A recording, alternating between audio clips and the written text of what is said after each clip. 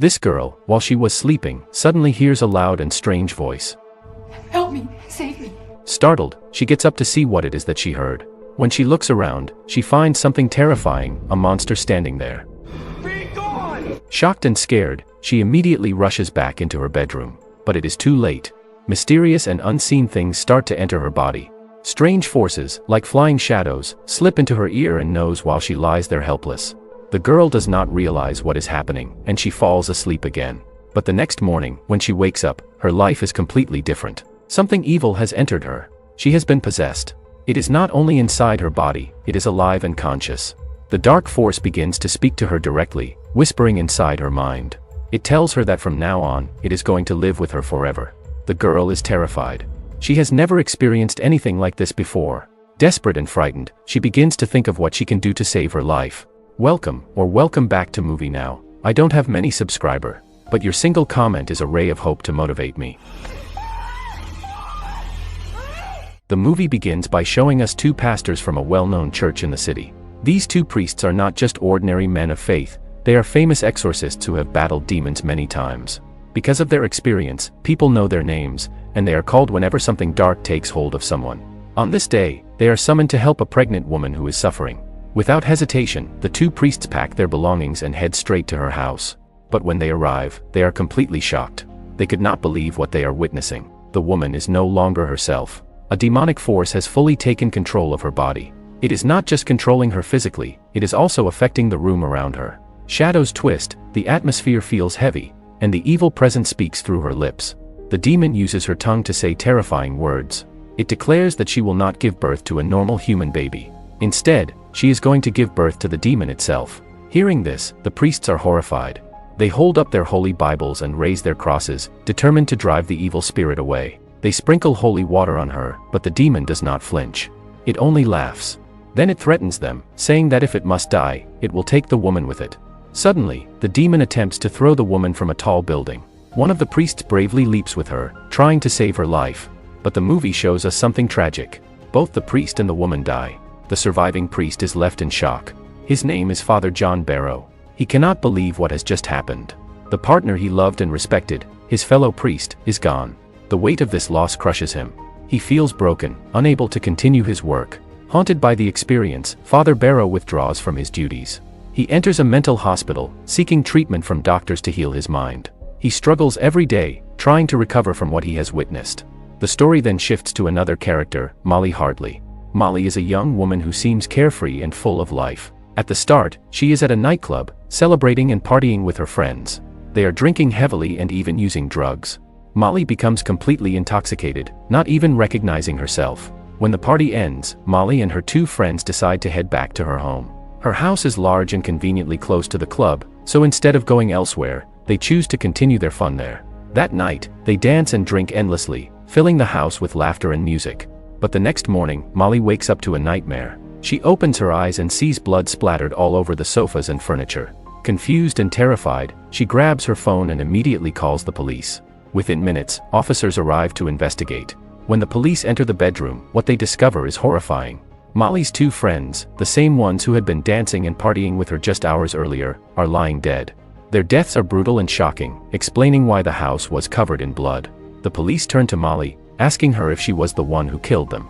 Stunned, she insists she would never harm her friends. She says she has no idea what happened. But something strange begins happening inside her mind. She starts hearing voices, whispers that are not her own. She cannot remember the night clearly. She does not understand what has taken place. The officers hesitate. They cannot find proof that she committed the crime. And since Molly is screaming and insisting she is innocent, they suspect she is not mentally stable. Instead of sending her to prison, they transfer her to a mental hospital. At the hospital, Molly is examined by several doctors. In the beginning, for the first 2 days, she keeps repeating the same words, that she would never kill her friends and that she is not the type of person who would hurt anyone. But as the days pass, something inside her begins to change. Her behavior shifts. She starts to lose her sense of respect for others. She insults and mocks the doctors who come to speak with her. She pushes them away, making them leave her room. The people around her are shocked by how quickly Molly is transforming. One night, a doctor decides to confront her directly.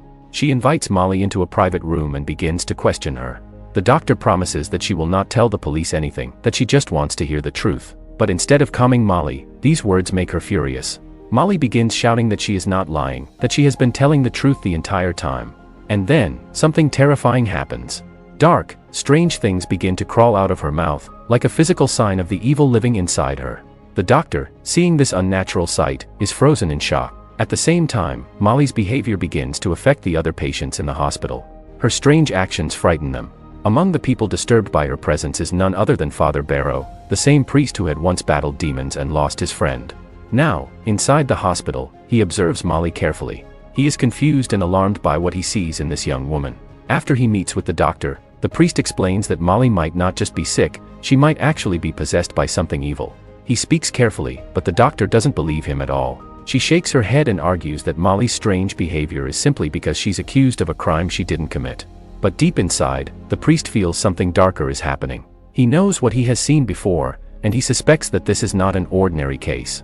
He warns the doctor not to get too close to Molly. He tells her that if she ignores his warning, something bad could happen. But the doctor doesn't listen.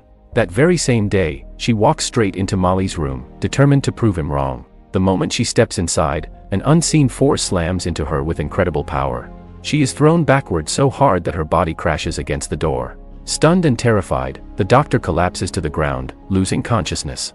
Hours later, she wakes up and finds the priest sitting quietly beside her. He looks at her with concern and reminds her of what he said. He had warned her not to get too close. The doctor, still shaken by what she experienced, finally believes him. Her voice trembles as she admits that something is definitely controlling Molly. The priest then opens up about his past. He explains that he once worked as an exorcist, someone trained to drive demons out of human bodies. To him, this is not new, this is part of the battle he has faced before. He tells the doctor that if she agrees, he will bring his sacred tools and attempt an exorcism. When the doctor hears this, she feels a small spark of hope. At last, there might be a way to save Molly. The very next day, the two of them go to see Molly again. But the moment they lay eyes on her, they are horrified. Molly doesn't even look like herself anymore. Her face is pale, her beauty gone, her body covered in sweat. Her eyes seem darker, colder, as if another being has taken over. She looks like a completely different person, a person possessed. The demon inside Molly shows its power. It twists her voice, making her speak in strange tones, sometimes sounding like a man, sometimes like a growling beast. It forces her to say terrible things, mocking everyone around her. It has complete control of her body. But the priest is ready. He sets up all of his equipment in Molly's room: holy water, a crucifix, sacred texts. He explains to the doctor that the goal is not only to drive the demon out, but also to trap it inside a sealed object. He warns that if the demon escapes freely, it might take control of another body. That cannot be allowed. The priest begins the ritual. With a strong voice, he commands the demon to leave Molly.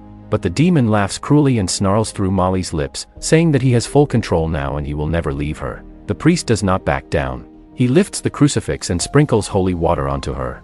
Immediately, Molly screams in agony. The water burns her skin as if it were fire. Her voice rises so loud that it echoes through the entire hospital, reaching the ears of other patients. The already unstable patients panic. They run through the hallways shouting that the hospital itself is cursed. The priest continues the exorcism with unshakable faith. Finally, with a final cry, the demon is forced out of Molly's body. It escapes through her mouth, ears, and nose in the form of writhing cockroaches. Disgusting and terrifying, the creatures crawl across the floor. But the priest is prepared. He quickly traps the demon inside a special container, sealing it away where not even air can reach. With the demon gone, Molly collapses, finally free. Her breathing slows, and her face begins to look human again. Other patients, seeing her recover, gather around her room with relief. For the first time, there is hope. The doctor smiles too, grateful that Molly has been saved. The priest carefully takes the sealed container and delivers it to his superior, the head priest.